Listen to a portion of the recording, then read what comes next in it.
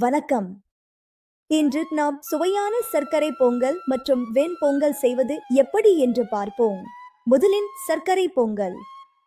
இதற்கு பச்சரிசி, பாசிப்பருப்பு, வெல்லம் மற்றும் நெய் தேவை.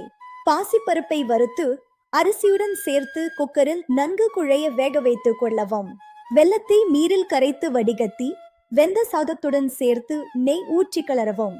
இறுதியாக நெய்யில் வறுத்த முந்திரி, திராட்சை மற்றும் ஏலக்காய் தூள் சேர்த்தால் சர்க்கரை பொங்கல் தயார். அடுத்தது சுவையான காலை உணவு வெண்பொங்கல். அரிசி பருப்பை குழைய வேக வைத்து நெய்யில் மிளகு, சீரகம், இஞ்சி, கருவேப்பிலை தாளித்து சேர்க்கவும். சுட சுட வெண்பொங்கலும் இனிப்பான சர்க்கரை பொங்கலும் தயார்.